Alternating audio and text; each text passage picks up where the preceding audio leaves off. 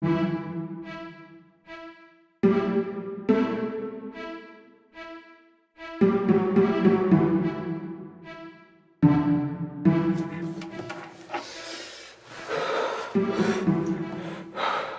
cruel and miserable games.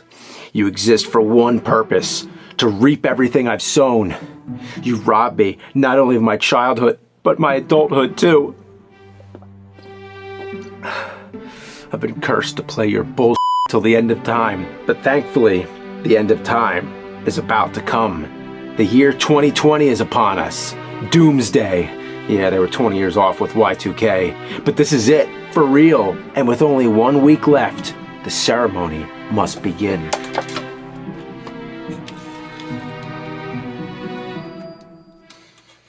You must wear these masks until the midnight of New Year's. They've been carefully selected as caricatures of your true natures. Your mask represents the solicitor, the one who uses familiar source material to cash in and disrespects the love for the franchise. You don't respond to love. You only respond to what your petty hunger dictates, to things that have value. You're the kind that appraises franchises without seeing their beauty. You're nothing but greed. Your mask is the overzealous coward, the one who has nothing to give but somehow gives too much of it. You're an overflowing garbage can of filth, bloated and packed to the gills with nonsense, bullshit to the highest capacity to hide your incompetent, broken gameplay. And of course, you wear the mask of the heartless Punisher, tricking me with useless weaponry and sucker punch pitfalls at every step. You see humanity as small animals caught in a trap to be tortured. Your pleasure is the giving of pain. From this you feel the same sense of joy one might get from a kiss or an embrace. Shame on you. Shame on all you games. All your cryptic mazes, bad controls, unfair jumps, vomit-inducing graphics, lack of continues, long passwords. I hope you're proud of yourselves. May God, the devil, and whatever else have pity on you. But as for me, I wear the mask of the thing that stalks me at this very moment. You games.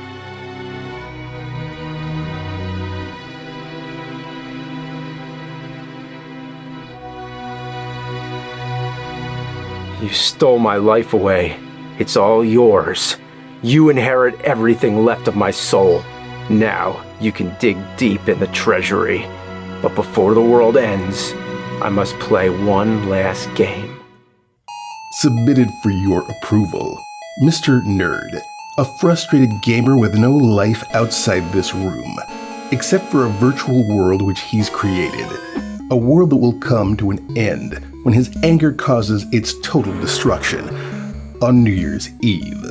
But until then, he has 1 week to take care of some unfinished business. He must complete one of the most beloved Zelda games, Majora's Mask. Other YouTubers cherish it, but this is not your usual reviewer. This is the Angry Video Game Nerd.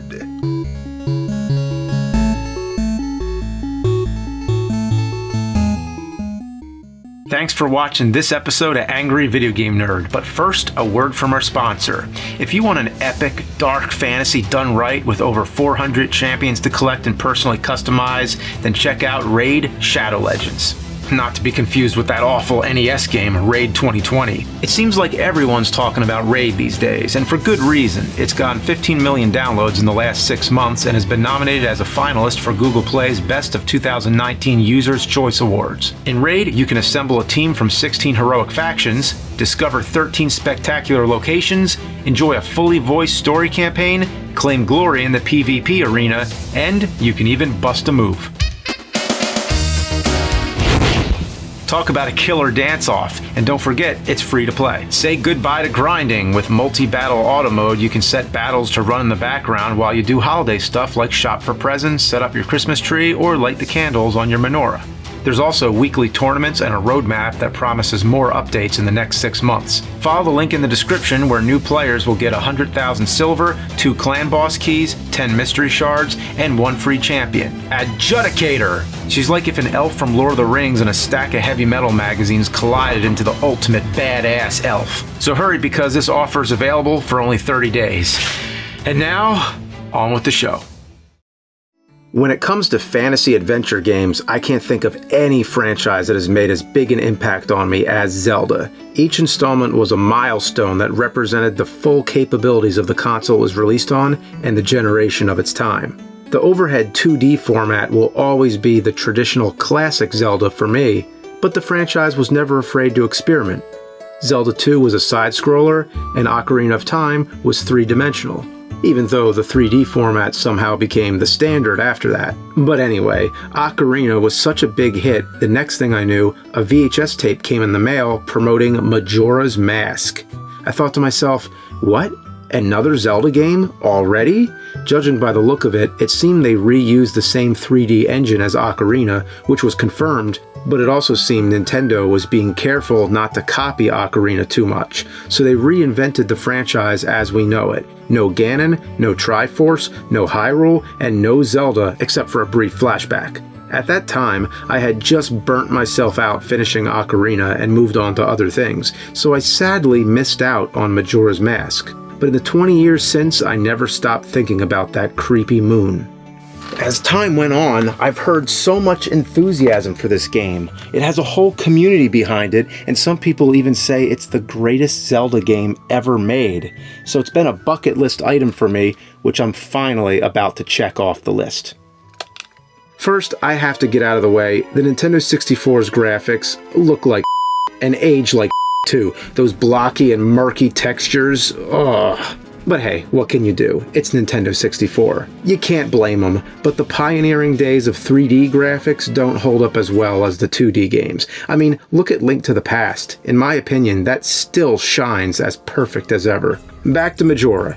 The setting is a doomed world called Termina, which was created from the powers of a dark magical mask, Majora's of course. After the mask was stolen by Skull Kid, it somehow formed Termina, vaguely modeling it after memories of Hyrule and its inhabitants, which is why many characters look the same. But this world is only temporary, as the big scary moon is slowly coming down to crash and kill everyone and everything.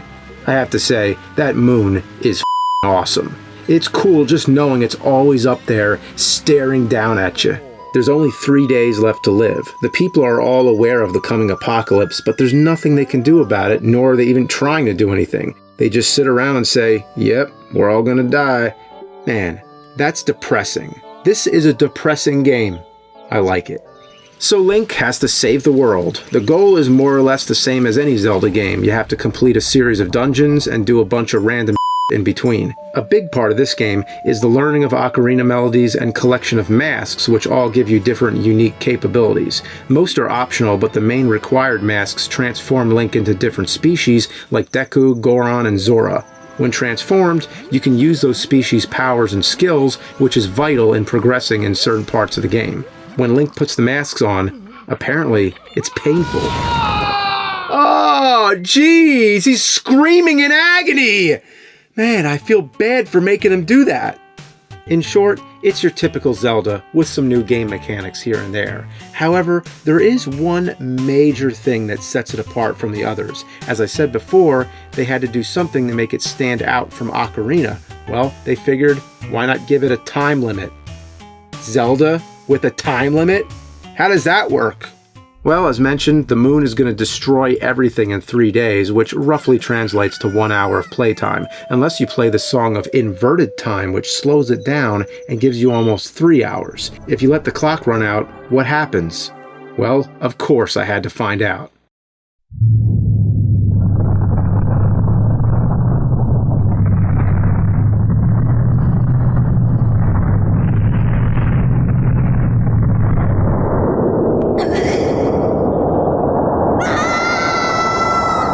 Wow. Well, after 20 years, that still looks cool. So, what exactly happens? Well, simply put, game over. Now, of course, you can't complete an entire Zelda game in less than 3 hours. That's where the Song of Time comes in. When you play it, it acts as Link's time machine, sending him back to the dawn of day one. You keep your melodies and masks and any major items you've collected, but the rest of the world resets. The characters you've met all have forgotten, and everything starts up again, as if nothing happened. So Link is basically experiencing the same thing as Bill Murray in Groundhog Day, cursed to relive the same events over and over. No wonder why he acts like there's no consequences. Breaking into people's homes, strutting around like he owns the place, walking away from explosions, getting drunk at the bar, dancing in front of strangers, and igniting a bomb at somebody's front door to get them to come out, like some kind of mischief night prank. What an So basically, any time before the third day ends, you have to play that song and go back in time. Otherwise, the moon will crash and you lose your progress. You just don't let it happen. Playing the song doesn't just send you back, it also saves the game. And it's the only way you can truly save. There is a quick save, which you can do by hitting owl statues, but that's only a temporary save that you can only load once. Yeah. So if you want to save and feel good about it, you got to go back in time. Now, I always thought saving was the preservation of progress up until the present time. But here, to save, you got to go back to the beginning. What kind of sense does that make? When you go back, you keep your main items as mentioned, but all your rupees are gone, your arrows gone, bombs gone, sticks, nuts, bottled items, any inventory, it all goes away. Plus any side quests you are working on or people you've interacted with, any items you've unlocked or special events that took place, all that is lost. So saving is something you don't want to do until the 3 days are almost up and you have no other choice. You have to put a lot of thought into what exactly you plan to accomplish before your next save. You wouldn't want to start something on the second or third day and then realize you're out of time and have to do it over again. It's like you have to plan your gameplay sessions within these 3-hour intervals. Many times I had to leave the system on overnight and pray for no power outages. I gotta be honest, I like playing games where you can save anytime you want, like Zelda. Oh man, I can't reference Zelda because I'm playing Zelda! Then there's occasions where you need time to speed up. Certain events only happen during the day or night or at a specific hour or whatever. You can skip forward with the Song of Double Time or a dancing scarecrow. Yeah, a dancing scarecrow. But these methods skip you ahead 6 to 12 hours. You can't just go to whatever hour you want, so you're still gonna wait around a lot. And waiting is something that's never fun, in real life or in games. Look at Link scratching himself. He can't take it anymore. Are you thinking what I'm thinking? What if you're in a dungeon? You know, the main areas in Zelda games where most of the action and puzzle solving takes place. The parts that usually take the most time and the most work. What if you're up to your ass in one of those and the clock runs out? Would the Song of Time preserve your dungeon progress? I don't want to find out. With the Song of Inverted Time slowing it down to 3 hours, that's probably enough. But don't even threaten me with that. Just the fact there's a time limit hovering over me makes me nervous as hell and takes all the fun away. It would be like duct taping a bag of diarrhea to the ceiling while you try to get work done. It probably won't fall as long as you make sure the duct tape is secure, but then you stop and think, it actually has no reason to be there. I mean, give me a reason. A time limit in a Zelda game? What were they thinking?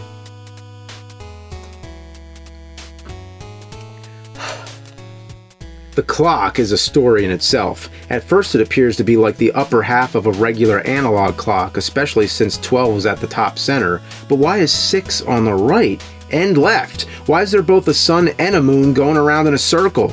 My intuitive nature to think it's anything like a regular clock only confused the hell out of myself. From what I was able to make sense of, it runs from 6 a.m. to 6 p.m. and then changes to 6 p.m. to 6 a.m. and so on for each day. The yellow sun is always a minute hand, the red sun is the hour hand, but the red sun changes to a moon at night. Why doesn't the minute hand also change to a moon? Why not just have a regular clock or a simple digital counter? I mentioned every time you go back and save, you'll lose your rupees, unless first you deposit them in the bank. Now, let me tell you about the bank because this is a whole show. First of all, what's up with the bank teller? What's she doing? Yeah, that's great. Have you ever gone to the bank and the teller is thrashing their arms up and down? If that has ever happened, I'd like to know. It's amusing the first time you see it, maybe the 10th, but by the 100th time, you have to go through the same dialogue every time.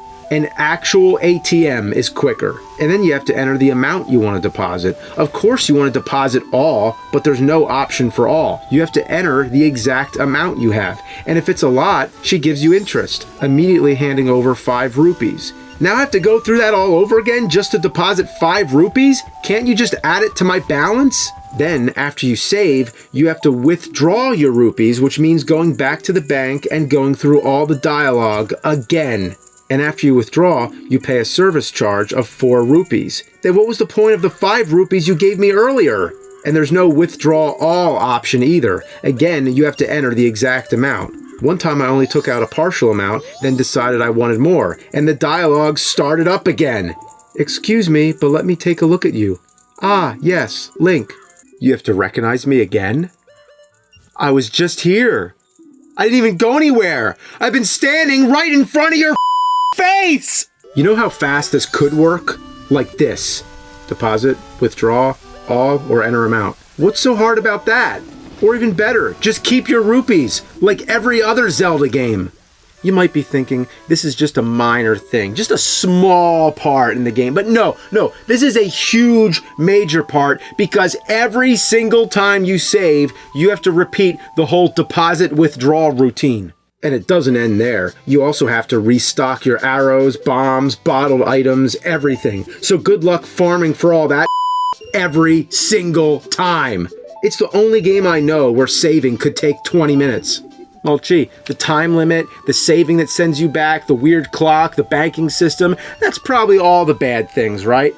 I'm gonna move ahead now and just assume the rest of the game is totally perfect. But I've been wrong before. Let's look on the bright side, which in this case is the dark side, the visual design. It's bizarre, twisted, and downright unsettling. I love it. Dude, it's like a combination of Never-Ending Story and Nightmare Before Christmas. This game's got some weird There's the happy mask salesman who speaks in jarring jump cuts and then without any warning strangles Link for a bit too long. Then there's a certain song that summons a creepy Link statue. Oh, now that's some freaky deaky. Then there's beings known as them or they that come out at night. There's the professor with the goat-like head. Yeah, this guy's one of my favorites. There's Guru who plays the organ grinder. Faster and faster and faster. He keeps getting more and more tense. His anxious mood rubs off on you. Then there's mummies that stare into your soul. Oh, dude. Get it off! Get it off! But perhaps the creepiest part is when you go into this house and out of the cabinet comes this thing. Then this little girl stands in front of him who turns out to be his daughter. She knows her dad turned into some monster, but she still loves him. That's some sad You play the song of healing, he reverts back to his regular self, and they hug it out. Oh man. I gotta lighten the mood. The game has its share of funny moments like the arguing skulls, the skeleton hand that comes out of the toilet asking for toilet paper, I guess, the shopkeeper who keeps itching himself. I don't know what the point of most of this is, and it's not all that funny. You just gotta make it funny. Like these loving seahorses that give you a heart. I don't know why that makes me laugh, but it does. When you swim, I can't help but think that sounds like a cat puking. Or, more specifically, the pre-puke hacking phase when the vomit's being pumped. Okay, you get it. The puzzle solving is on par for what you'd expect with a Zelda game. It's all about the brain teasers. You have to melt ice on the ceiling to cause a waterfall, to tilt a seesaw, to raise yourself to the next one. There's rooms you have to flip upside down and back again to drop blocks into certain areas to activate certain buttons and It's madness, but that's Zelda. There's also some really cool boss battles, like this guy here. Definitely feeling the Tim Burton vibe. So there, I said some good things about the game, but that's all anybody ever talks about is the good things. The bad things, well, that's my job. For me, the majority of it has been consistently frustrating. It has its share of bad camera angles, difficult jumps, and occasional glitches. Many of the boss battles are repetitive and grueling, like this one where you have to kill all the eyeballs. Do you think there's enough eyeballs? Dialogue can be a chore. Sometimes if there's more than one character close together, it's hard to speak to the right one. Like here, it's the kid I want to talk to, but this keeps getting in my way.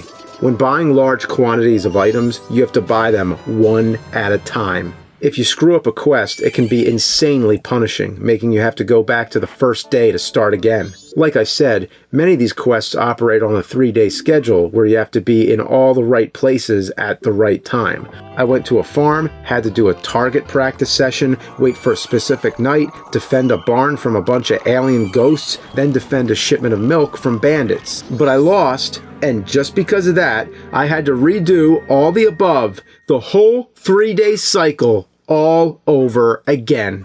It's easy to get disoriented. For one example, I just met the skeleton dude, and now I'm supposed to chase him. A cutscene plays, and afterwards, oh shit, I'm facing in the wrong direction. I reorient myself and go after him, but now, just because I delayed for one short moment, I'm never able to catch up with him. It's over. Rather than giving you a quick second chance, you have to leave the area and come back. Why? There's a wall with a maze of ladders that are invisible. You have to use the lens of truth just to see them, and then still you have to pick the right path. Every second they're visible, you're depleting your magic meter. I had just barely enough to find my way to the top. Look at this. Now that's an image. All I'm trying to do is get a treasure, and there's a black cloud over my head. Literally. Speaking of overhead...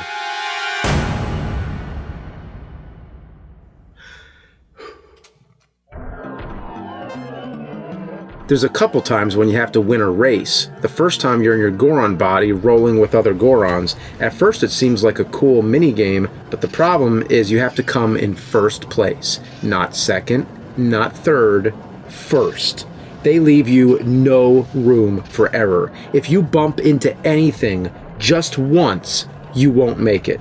You have to practice it over and over until you memorize every inch of that entire course. The other race is on horseback, but it's the same thing. You need a perfect run.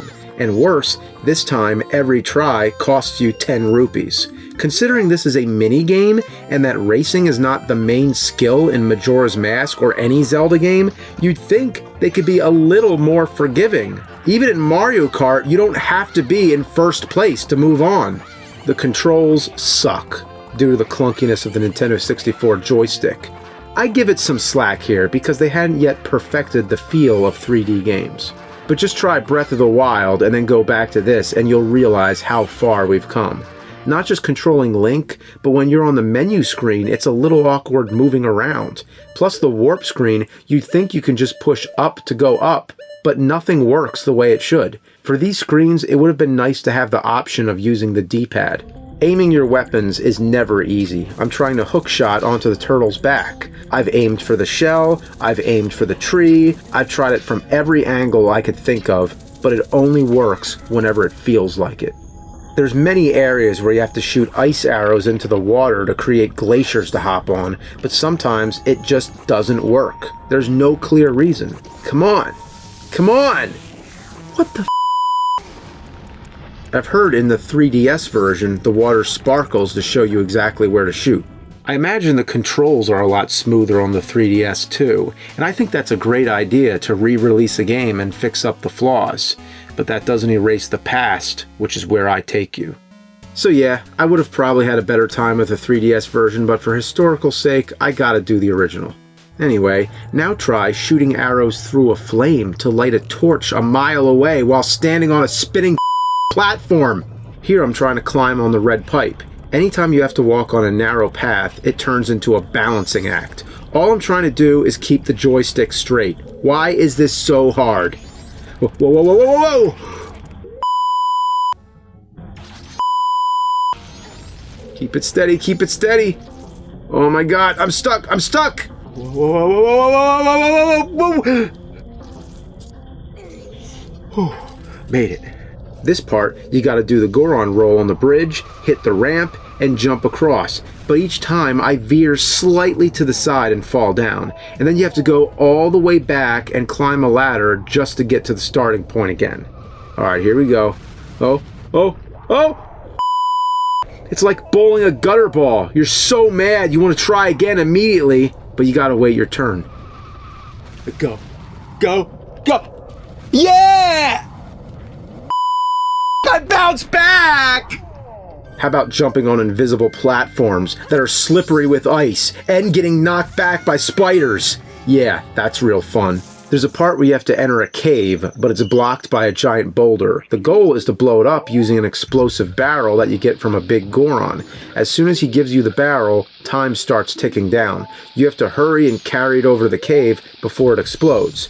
Right off the bat, they put all these ramps in front of you. You can't carry it while walking up the ramps, so you have to repeatedly throw the barrel and pick it up again.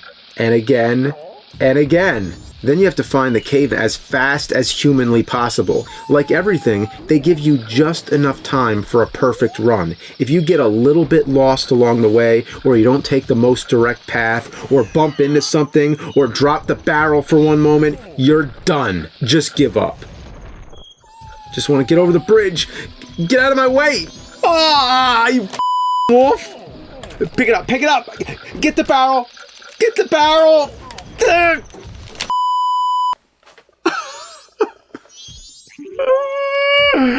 Here we go. Here we go. I can see the cave. I can see the cave. Gonna make it. Gonna make it. Ah! Oh, pick it up. Pick it up.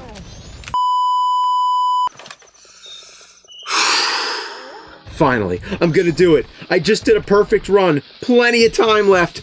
But it's about to change from night to day. That's kind of distracting, but no worries, right? Alright, put the barrel right in front of the boulder. We're set. It's there. It's there. Now all I gotta do is sit back and wait for the explosion. Alright. Dawn a second day. Alright. Where's the barrel? Where is the barrel? You're gonna take the barrel? Just because the day changed? That's worse than Simon's Quest.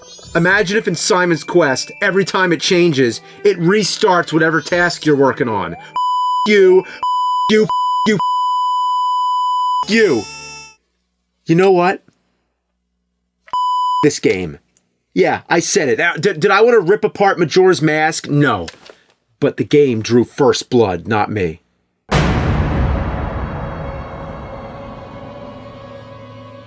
The Great Bay Temple is the stuff of which nightmares are born. The stuff of legendary video game trauma. All I gotta say is, the Whirlpool Room. Oh, me. The Whirlpool Room.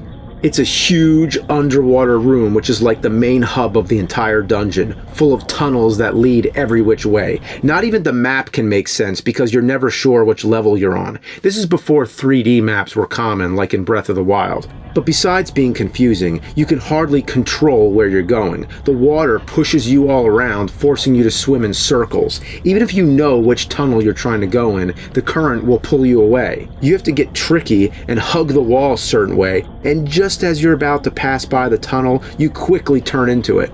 But if you screw up and get sucked into the wrong tunnel, it could you out in some other part of the dungeon you don't want to be in. And next thing, you're retracing your steps to get back to where you were. But you can't waste all that time when time is not on your side. That moon is gonna crash. The first day, I'm feeling fine. Second day, I'm starting to worry a little. The third day, I'm playing like my life depends on it. If time runs out, everything I did might go to waste. Hours of blood, sweat, and tears. Well, maybe not blood, but here I am, just doing my best. Ugh, that sound, the toll of the bullshit bell. I'm done for. The thing is, I'm almost there. Push the switch, get on the water spout, go in the final door, and I've made it to the boss. But that timer doesn't care.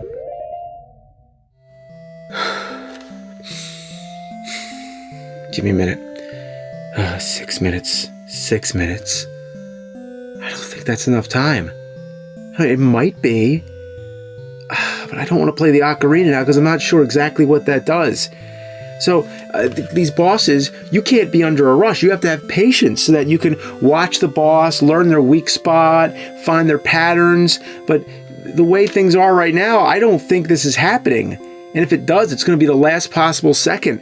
And then what if I have to bail out, use the ocarina, but I get knocked into the water and I can't use the ocarina or something? So I need to make a decision here.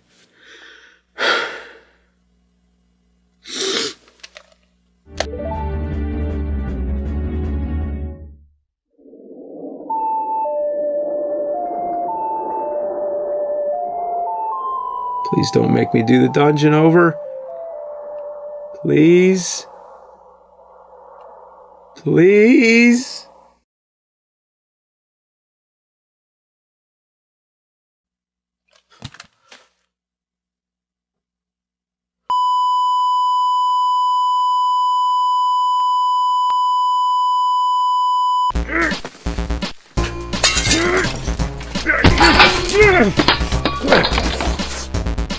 I have to do the entire dungeon all over again.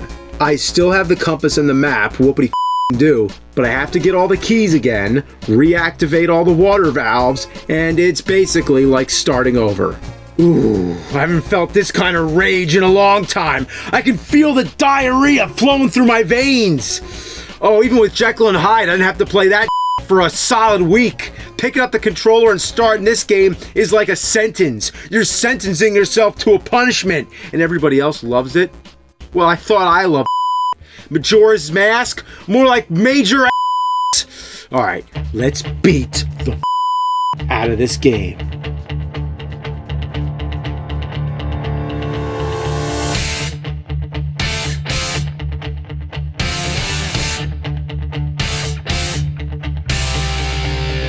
It's that special kind of feeling, the kind where nothing else matters. When you're punching the couch and playing standing up, it's gotten real. You want to show that game what the you're made of.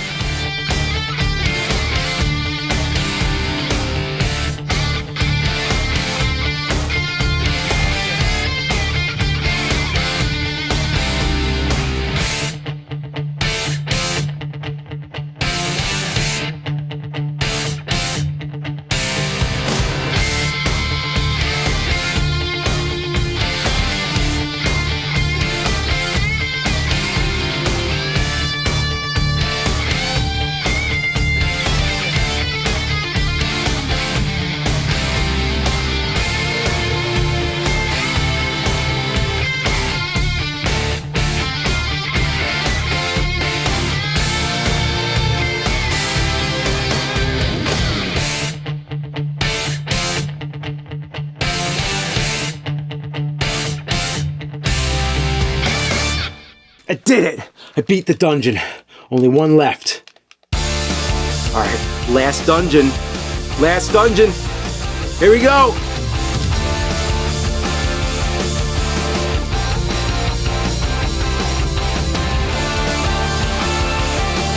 Yeah, take that, you.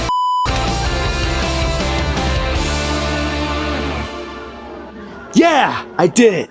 I beat the boss.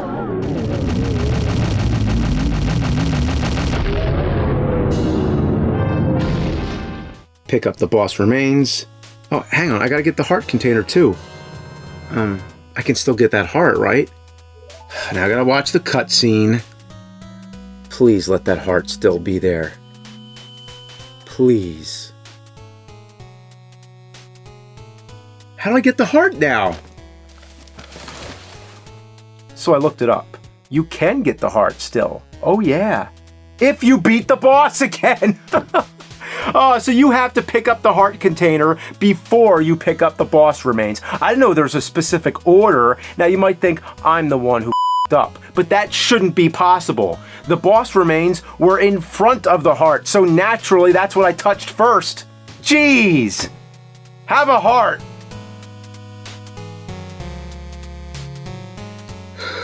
Am I done yet? Well, almost. There's a ton of quests left, mostly optional. I did one that had me running around delivering letters and waiting for people to show up in different places all throughout the 3-day cycle. The final part, you have to wait in a hotel room until there's only 1 minute and 30 seconds left on the timer. Needless to say, my nerves were skyrocketing again. But what happened here was perhaps one of the most solemn, doomy, and emotionally heart-wrenching scenes in the whole game. Or any game. These people are all sitting around waiting for the world to end. What can you say about that? They're only characters in a game, but I can't help but wonder what could be going through their minds. You're forced to stand there and wait with them until that counter goes down while the music just swells over you.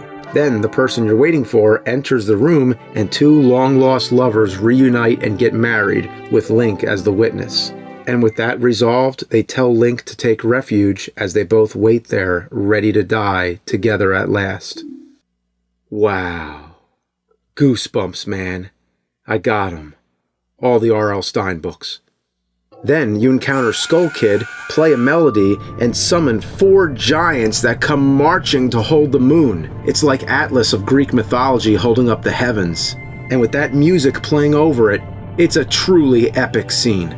Then you ascend up into the moon, which doesn't look like a moon at all. Instead, it's a grassy field with a tree and a bunch of kids running around with masks. There's something really eerie about this. It's like a scene out of The Wicker Man. I mean the original, not the Nick Cage one. So there's still a lot to do here, but at this point I'm taking the quickest possible route. I talk to the kid who's wearing Majora's mask. He warns me I only have weak masks. And I'm aware I haven't fully powered my sword, or gotten the Fierce Deity mask, or any of the things that are supposed to make the game a hell of a lot easier. Not to mention that heart they didn't let me get. But you know what? I'm going forward anyway, 'cause it. The final battle begins. Majora's mask floats all around, shooting lasers and spinning like a buzzsaw. I defend with my shield, carefully time my sword hits, and deflect the lasers back. It's a long process, but I beat him. Now what? The second form, Majora takes on a humanoid shape, dancing around like an idiot.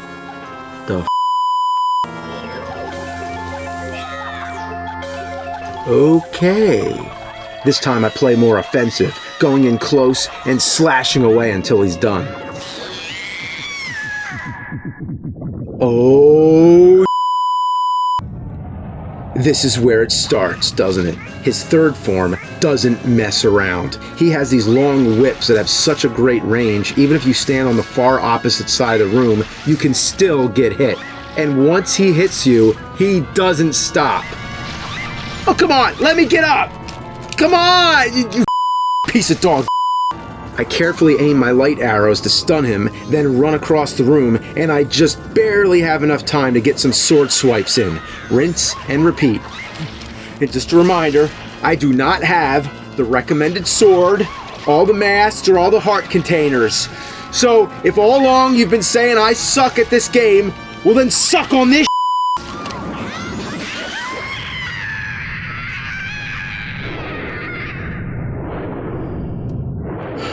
I beat him. It's finally over! In true Zelda fashion, you get a big ending scene where all the characters you've met come together with peace and harmony.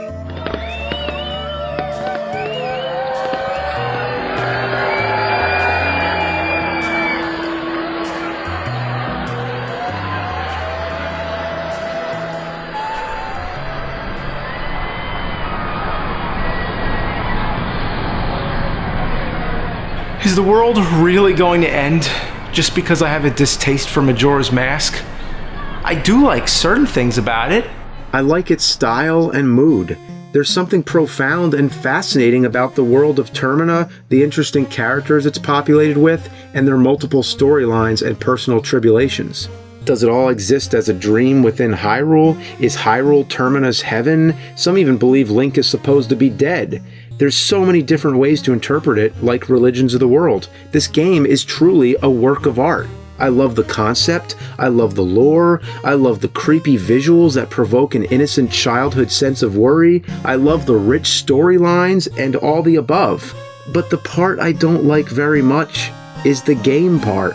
And that's the part that seems to get discussed the least. I mean, it's not a movie, it's not a comic book, it's a game. One that has grated at my nerves, not just while playing it, but also during the intervals in between when I was not playing and feeling extreme anxiety, feverishly anticipating when I will get my hands on it next to conquer this thing and get it off my daily chores. You saw all the trouble I had with it. That's not my idea of fun, and I don't want it in my life. Call it a love-hate thing. So, Nerd, signing out.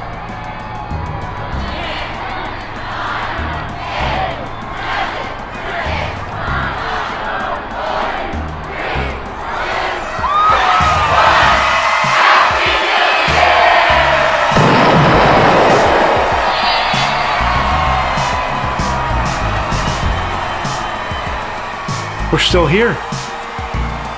The world didn't end.